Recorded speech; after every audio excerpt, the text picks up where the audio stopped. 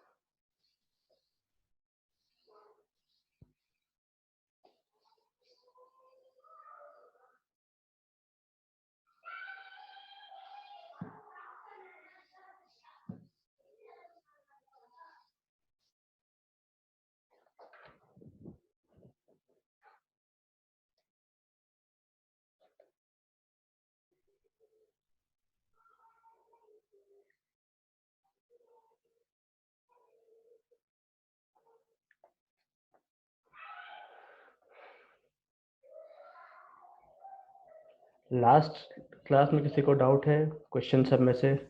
जो question last time deal किए थे, किसी को डाउट है किसी क्वेश्चन में?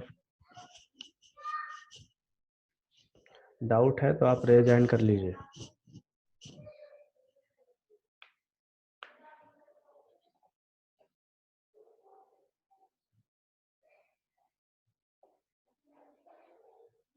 डाउट नहीं है तो नो लिखिए, फिर अगला असाइनमेंट का क्वेश्चन देखेंगे।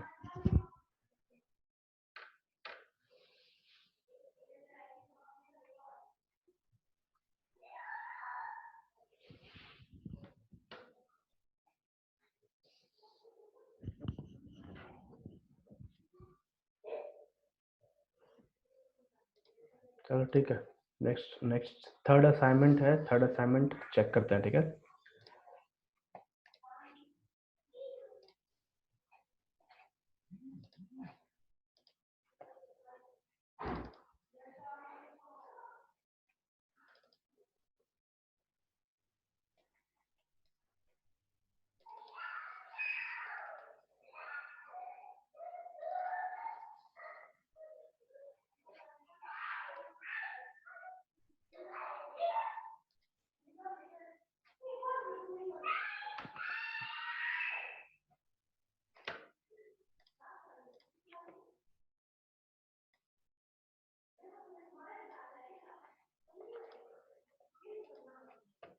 तो सबसे पहला question, why are solids rigid? ठीक है, सॉलिड्स टफ क्यों होते हैं? सिंपल सा रीजन है इसका कि उनके जो इंटरमॉलिकुलर फोर्सेस है या इंटर एटॉमिक फोर्सेस हैं वो काफ़ी स्ट्रॉन्ग होते हैं। ठीक है, इसका सिंपल रीजन है।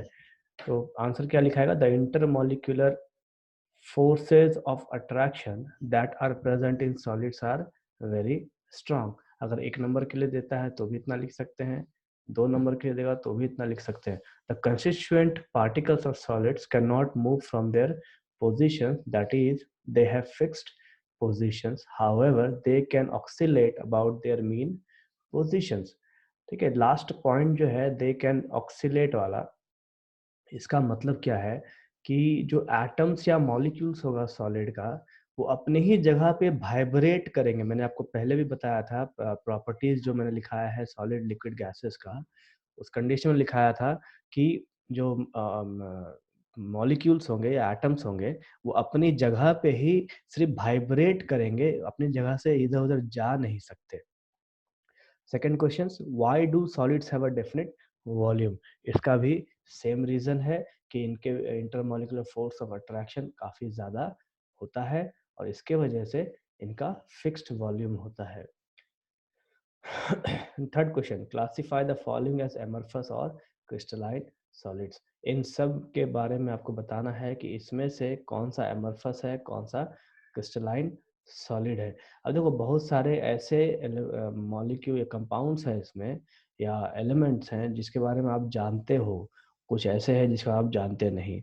ठीक, जैसे कि सबसे पहला ये पॉलीयूरेथेन। ठीक, ये ऐसा कंपाउंड है जिसको हम हर समय देखते हैं, हमेशा हमारे नज़र के सामने होता, लेकिन हम जानते नहीं है क्या ये। जैसे आप सबने देखा है कि लकड़ी के ऊपर एक ब्राउन कलर का पेंट चढ़ाया जाता है, या फिर फर्श में जब लकड़ी बिछाया जाता है तो उसमें देखो एक ब्राउन का पेंट चढ़ता है। आपका जो बेड हो गया, फर्नीचर हो गया, उन सब में एक ब्राउन कलर का पेंट चढ़ता है। या फिर फ्रिज देख लो, फ्रिज की जो एक पेंटिंग होती है, फ्रिज एक पेंट किया होता है, वो उसका एग्जाम्पल है ये। उसके ऊपर जो पेंट होता है ये उसी का नाम है एक्चुअल में। ये एक ऑर्गेनिक कंपाउंड है, ऑर्गेनिक कंपाउंड है, या यूँ कहिए कि एक पॉलीमर है ऑर्गेनिक कंपाउंड का, ठीक है? उसका नाम है ये। इसके बाद नेप्थलीन। नेप्थलीन जो है ये बेंजीन का कंपाउंड है, more than one benzene ring होता है इसमें। देन सेकंड है आपका benzoic acid, benzene plus acidic acid. उसके बाद ये है आपका टेफ्लन। टेफ्लन जो है ये भी एक ऑर्गेनिक कंपाउंड का ही है, ठीक है? तो टेफ्लन आप सबने देखा होगा, नल में जो पाइप का काम होता है, पाइप फिटिंग का काम जो होता है, उसमें एक वाइट कलर का टेप लगाया जाता है। एक क्या बोलते हैं, स्लिपरी टेप होता है वो सफ़ेद रंग का। वो सफ़ेद रंग का जहाँ पे कुछ फिट किया जाता है, जैसे नल फिट कर रहे हो तो वहाँ जो धागा बना होता है, जो चूड़ी बना होता है या थ्रेड कह लीजिए, जहाँ पे नट फिट होता है या नल फिट होता है, उस जगह पे वो टेफ्लन को पहले लगाया जाता है, तब जाके नल फिट करता है ताकि वो एकदम टाइटली बंधा रहे। तो ये भी आपका एक ऑर्गेनिक कंपाउंड है। देन पोटेशियम नाइट्रेट सब जानते हैं। देन सेलोफेन, सेलोफेन एक तरह का ऑर्गेनिक कंपाउंड है। उसके बाद polyvinyl chloride, fibre glass and copper.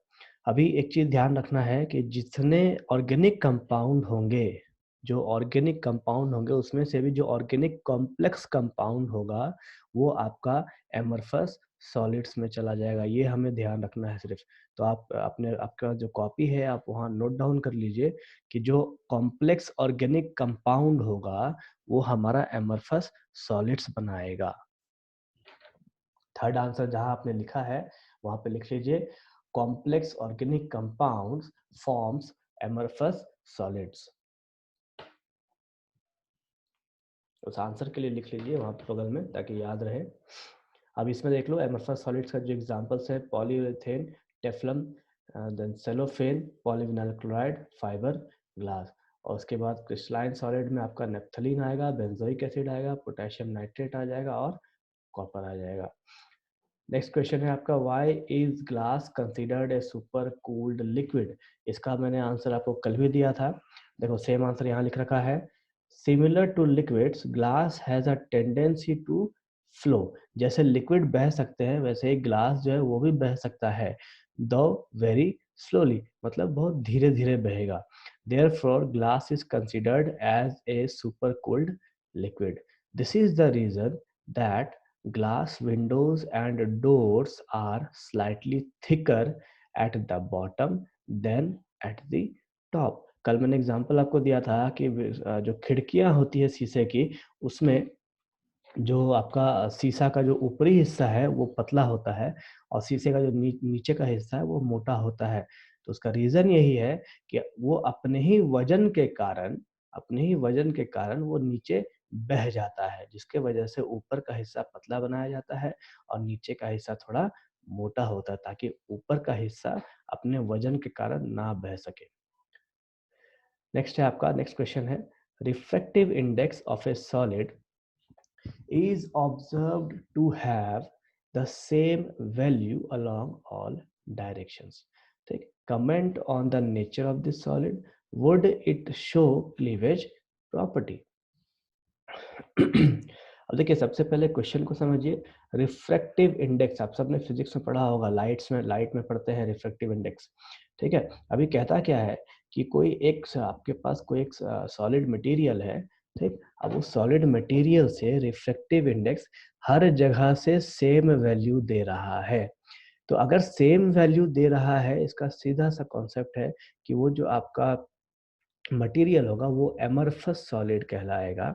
ठीक है, क्योंकि आइसोट्रॉपिक नेचर शो करेगा ये मटेरियल. तो आइसोट्रॉपिक नेचर मटेरियल शो करता है तो वो उसे हम एमरफस सॉलिड कहेंगे. और एक प्रॉपर्टी हमें ये भी पता है कि अगर एमरफस सॉलिड है तो इसमें क्लीवेज प्रॉपर्टी नहीं होगा. क्लीवेज प्रॉपर्टी कहने का मतलब क्या है कि अगर हम इसे कट करते हैं तो ये हमें एक रेगुलर पैटर्न में कट नहीं देगा, मतलब एक एज इसका नहीं मिलेगा. ये जैसे तैसे इररेगुलर कटिंग हमको शो करेगा. उसी को हम कहते हैं क्लीवेज प्रॉपर्टी, मतलब काटने की प्रॉपर्टी. आंसर क्या है? An isotropic solid has the same value of physical properties when measured along different directions. Therefore, the given solid having the same value of refractive index along all direction is isotropic in nature. Hence, the solid is an amorphous solid. When an amorphous solid is cut with a sharp edge tool, it cuts into two pieces with irregular surfaces. मतलब इसको अगर काटा जाए amorphous solid को तो ये irregular surface हमको देगा. And next question है आपका question number 6.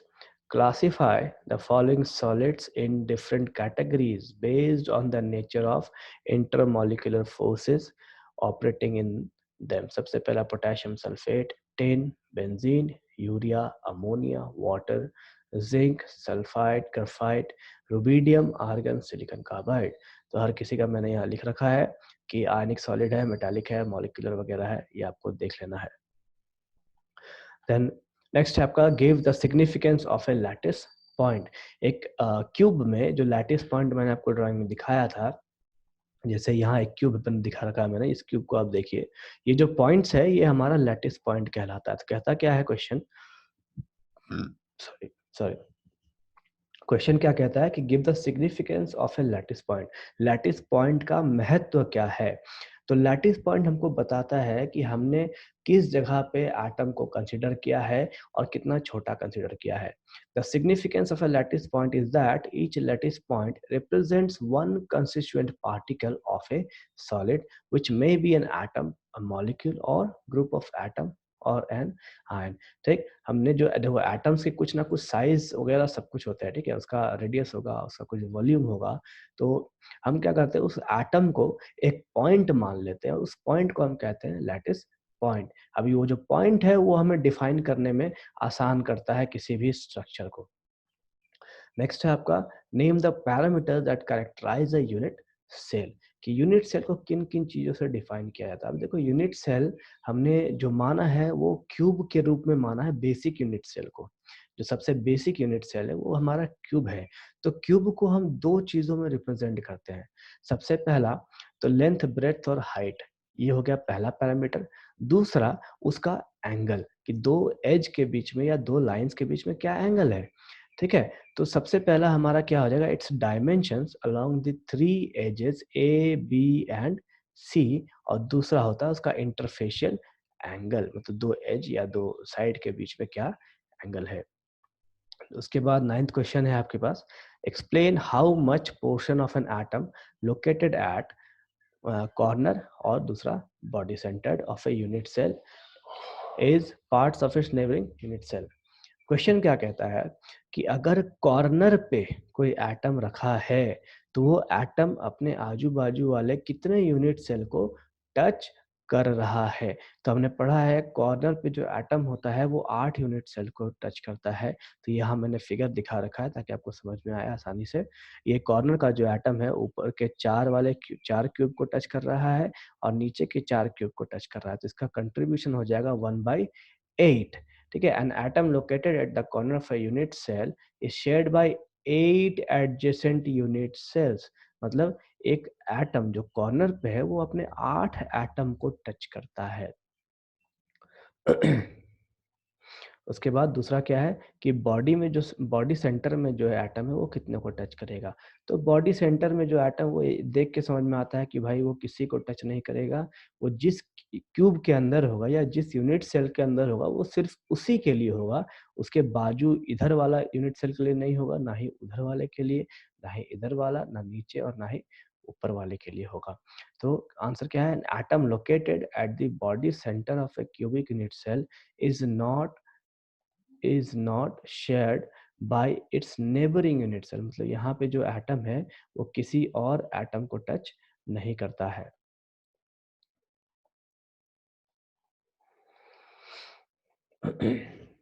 Then next question. देखो नेक्स्ट क्वेश्चन जो है ये थोड़ा स्ट्रक्चर को देखने लायक है। क्वेश्चन क्या कहता है? What makes a glass different from a solid such as quartz? Under what conditions could quartz be converted into glass? कहता क्या है कि ग्लास और क्वार्ट्ज में क्या फर्क है दोनों के स्ट्रक्चर में, और क्वार्ट्ज को ग्लास में कैसे कन्वर्ट कर सकते हैं। सबसे पहला आप स्ट्रक्चर देखिए, ये हमारा क्वार्ट्ज का स्ट्रक्चर है, ये हमारा ग्लास का स्ट्रक्चर है। ठीक है, राइट वाला ग्लास का स्ट्रक्चर, लेफ्ट वाला क्वार्ट्ज का स्ट्रक्चर। क्वार्ट्ज का स्ट्रक्चर हम देख सकते हैं, ये परफेक्ट स्ट्रक्चर है। हर एटम का पोजीशन फिक्स है, एक रेगुलर अरेंजमेंट दिख रहा है हमको। यहाँ पे देखिए, यहाँ देखिए, इधर इधर सब एक रेगुलर अरेंजमेंट दिख रहा है। लेकिन ये अरेंजमेंट हमको इस ग्लास में देखने को नहीं मिल रहा है। यहाँ छोटा अरेंजमेंट है तो यहाँ बड़ा अरेंजमेंट है, यहाँ एकदम छोटा है, यहाँ उससे बड़ा है। तो ये एक रेगुलर पैटर्न नहीं है। तो हम कह सकते हैं कि ये शॉर्ट रेंज ऑर्डर है और ये हमारा लॉन्ग रेंज ऑर्डर है। या फिर यूँ कहिए कि ये क्रिस्टलाइन सॉलिड है और ये हमारा एमरफस सॉलिड है। अब आंसर देख लेते हैं। The arrangement of the constituent particles makes glass different from quartz. In glass, the constituent particles have short range order, but in quartz, the constituent particles have both long range and short range orders. Quartz can be converted into glass by heating and then cooling it rapidly. कहता क्या है कि इसको अगर हम heat करें और heat करने के बाद सडनली कूल करते, मतलब गर्म किए और गर्म करते ही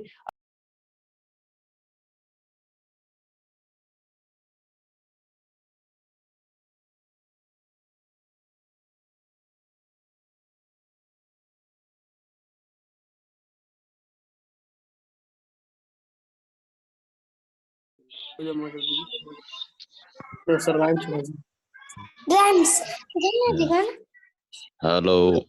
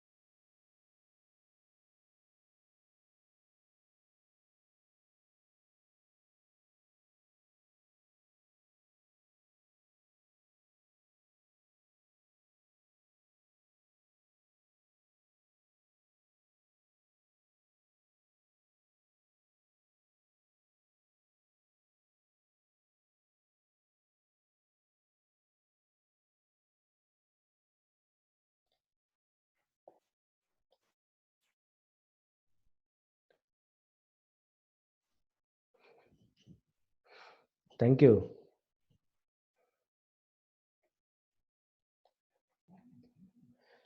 चलो वापस से वो क्वेश्चन बता देते हैं, ठीक है। म्यूट था मेरा, इसके लिए आपको सुनाई नहीं जा रहा था। बाय मिस्टेक मैंने खुद को म्यूट कर दिया था। देखो ये क्वेश्चन मैं वापस रिपीट कर रहा हूँ कि क्वार्ट्ज और ग्लास का फ़र्क क्या है। क्वार्ट्ज हमारा क्रिस्टलाइन सॉलिड होता है, ग्लास हमारा एमरफस सॉलिड होता है। क्वार्ट्स में लॉन्ग रेंज ऑर्डर देखने को मिलता है। अभी आप इन दोनों का स्ट्रक्चर देखिए। क्वार्ट्स जो है एक रेगुलर स्ट्रक्चर दिखा रहा है और ग्लास में हमको रेगुलर स्ट्रक्चर देखने को नहीं मिलता है। लेकिन इस क्वार्ट्स को अगर मैं हीट करूं और हीट करने के बाद सडनली अचानक से इसको ठंडा करना चालू कर दूं, तो ये क्या होता है, कन्वर्ट हो जाता है ग्लास में। लेकिन जैसे ही वैसे वो सारे कंडीशन खत्म हो जाएंगे, फिर वो वापस से अपना क्वार्ट्स वाला स्ट्रक्चर ले लेगा। नेक्स्ट क्वेश्चन है कि ये सारे आपको मॉलिक्यूल कंपाउंड्स दे रखे हैं। ये सारों में से आपको बताना है कि कौन आयनिक सॉलिड है, कौन मेटालिक सॉलिड है, कौन मॉलिक्यूलर या नेटवर्क सॉलिड है। ठीक है, तो ये आप एक बार चेक कर लेंगे खुद से। देन नेक्स्ट क्वेश्चन है 13th, stability. Stability of a crystal is reflected in the magnitude of its melting point. Question का पहला लाइन का मतलब समझिए कि जो भी क्रिस्टल है उसका जो स्टेबिलिटी है उसके मेल्टिंग पॉइंट पे डिपेंड करता है। मेल्टिंग पॉइंट जितना ज़्यादा होगा वो उतना ज़्यादा स्टेबल होगा। मेल्टिंग पॉइंट जितना कम होगा वो कम स्टेबल होगा। रीज़न क्या है इसका कि जो इंटरमॉलिक्यूलर फोर्स है, अगर मेल्टिंग पॉइंट ज़्यादा है तो वो फोर्स को तोड़ने के लिए भी हमको ज़्यादा एनर्जी देना होगा। अगर मेल्टिंग पॉइंट कम है तो उसको तोड़ने के लिए हमको एनर्जी कम देना होगा, जिसके वजह से क्रिस्टल्स की स्टेबिलिटी हायर मेल्टिंग पॉइंट में बढ़ जाती है। अब देखो यहाँ पे क्या है, higher the melting point greater is the intermolecular force of attraction and greater is the stability. सबसे पहला लाइन हमको जस्टिफाई करता है higher the melting point, higher the stability और higher the intermolecular force of attraction. ठीक है, अब next आगे देखिए, collect melting points of solid water, ethyl alcohol, diethyl ether and methane from a data book. ये आपको इंटरनेट से निकालना था, which is not so important. ये एग्जाम में जल्दी पूछता नहीं क्योंकि ये डेटाज हमें याद रहते नहीं। Then what can what can you say about the intermolecular forces between these molecules? अब इन सब के बीच में इंटरमोलिकुलर फोर्स सबसे ज्यादा होगा सॉलिड वाटर का और सबसे कम होगा मीथेन का, क्योंकि इसका जो मेल्टिंग पॉइंट है ये 273 है, इसका मेल्टिंग पॉइंट 89.34 है।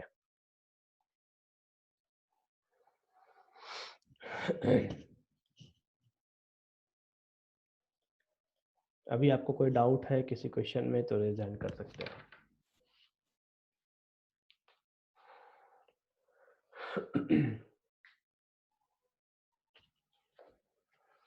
अगर डाउट नहीं है तो भी आप नो लिख सकते हैं ताकि हम लोग आगे का टॉपिक देखेंगे फिर।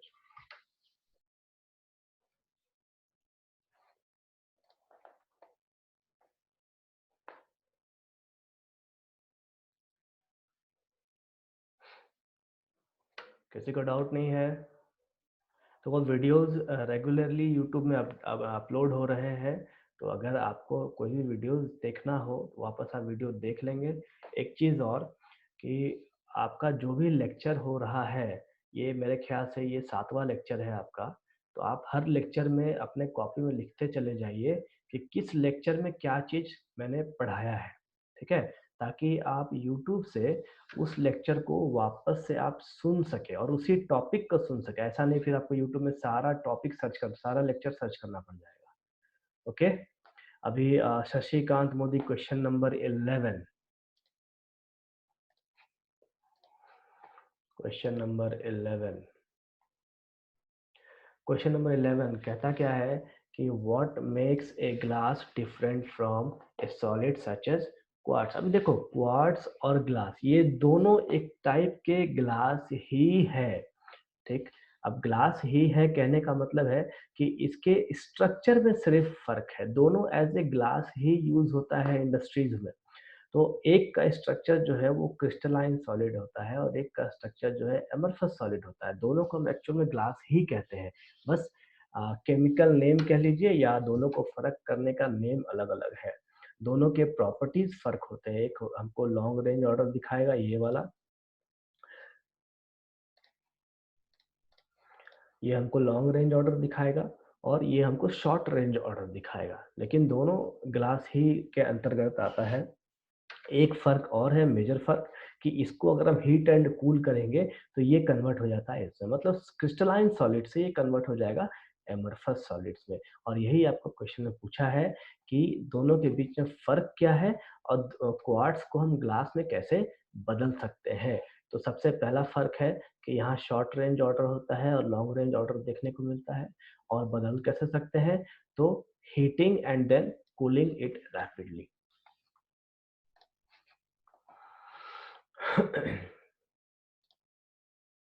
नेक्स्ट, और किसी का कोई डाउट?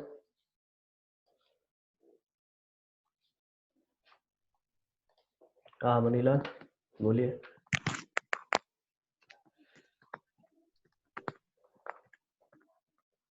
मनीला बोलिए, क्या डाउट है?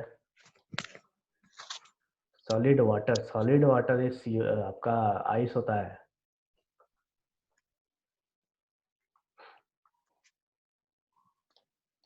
देन ये कौन है F90M? F90M कौन है? पूछिए, क्या पूछ रहे हैं? सर मुस्कान। हाँ मुस्कान, तो नाम तो हेलो। लिखो। हाँ नाम लिखिए अपना। F90M मतलब हमको लगता है रेडियो बज रहा है, FM। नहीं सर, वो मेरा भाई ही कर दिया, बोला नाम नहीं लिखने के लिए, इसलिए नहीं लिख रहे क्यों हैं। नाम नहीं लिखे? कोई किडनैपिंग थोड़ी चल रहा है, पढ़ा रहे हैं ना। नाम लिखिए, पता नहीं सर चलता। देखो हम अच्छा ठीक सर, लिख लेंगे लिख लेंगे। याद नहीं रहता ना कौन क्या से लॉगिन हो रहा है। चलिए क्या पूछ रहे हैं, पूछिए। सर क्वेश्चन नंबर 30 नहीं समझ आया। क्वेश्चन नंबर 13 देखते हैं क्या है 13 में। वही डेटा बुक वाला। डेटा बुक वाला, देखो डेटा बुक वाला जो क्वेश्चन है ये हमको इंटरनेट से डेटा निकालना है, क्योंकि ये डेटा हमें याद नहीं रहने वाला। मान लो यहाँ पे इथाइल अल्कोहल लिखा है, ठीक है। अगर आपको एग्जाम में बेंजाइल अल्कोहल दे दिया जाए तो आप डेटा को कहाँ से निकालोगे? संभव है डेटा निकालना? नहीं। तो यहाँ पे कुछ नहीं सर। एग्जाम्पल दिया गया है ताकि आपको इंटरमॉलिक्यूलर फोर्स ऑफ अट्रैक्शन और मेल्टिंग पॉइंट का फर्क समझ में आ सके। आप ये समझ सको कि मेल्टिंग पॉइंट अगर बढ़ेगा तो उसकी क्रिस्टल्स की ताकत बढ़ जाएगी, ठीक है। उसको समझाने के लिए ये एग्जाम्पल दिया गया है, ये 4 एग्जाम्पल। ऐसा नहीं कि एग्जाम में आपको पूछ लेगा ये चारों का आप डेटा बुक से बताइए, क्योंकि हमें डेटा बुक भी नहीं रहता हमारे पास, और ना ही हमें हर मॉलिक्यूल का या कंपाउंड का या आप मैटर का कह लीजिए तो हमें हर टेम्परेचर याद होगा। ये संभव नहीं है कि हम टेम्परेचर याद कर सकें। और कुछ? और किसी का कोई डाउट?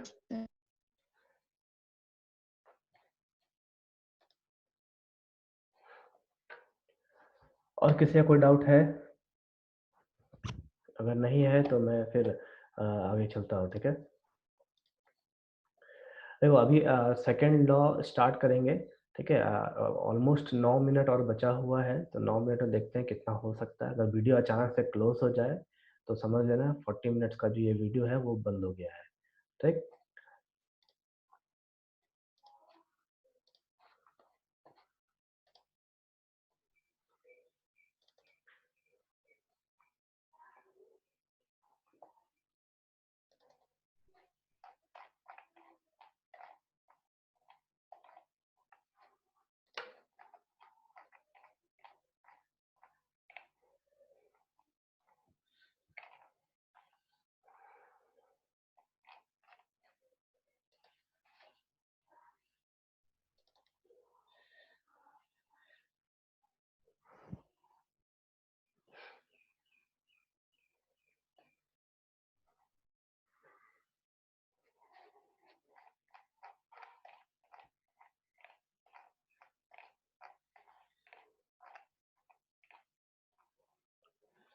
देखो यहाँ तक आपको पढ़ाए थे एंड सेंटर तक।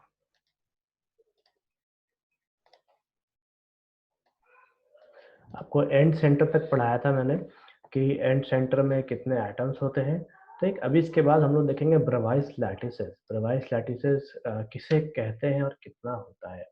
ठीक है, तो एक्चुअल में क्या है कि जितने भी क्रिस्टल्स डिफाइंड है हर जगह, उसमें से ये 14 क्रिस्टल्स को डिफाइन किया गया था सबसे पहले, और उनको ब्रेवाइस नाम के साइंटिस्ट ने डिफाइन किया था, तो उनके नाम पे ये ब्रेवाइस लैटिसेस है।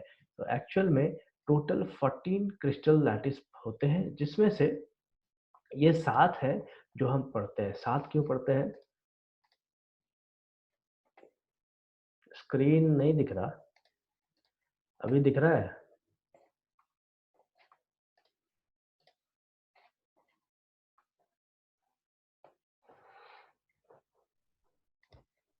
देखो, हम लोग टोटल में 14 क्रिस्टल लैटिस होता है। अभी भी नहीं दिख रहा?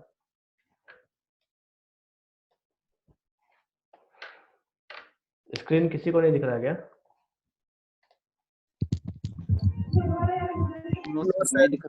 No sir. चलो ठीक है, लेक्चर आज का इतना ही रखते हैं। पता नहीं 33-34 मिनट होते ही हर बार क्लास में ऐसे ही हो रहा है, कल के क्लास में भी यही हुआ था। ठीक है, तो इतना ही रखते हैं, फिर वापस कल सेकंड लॉ स्टार्ट करेंगे। और जो फर्स्ट और थर्ड लॉ बताए थे उसको आप बढ़िया से रिवाइज करोगे, क्योंकि वो दोनों लॉज का, स्पेशली थर्ड लॉज का सेकंड लॉ में काफी यूज है। ठीक है, तो वो आप एक बार रिवाइज कर लेंगे अच्छे तरीके से। ओके, मिलते हैं फिर कल। ठीक है।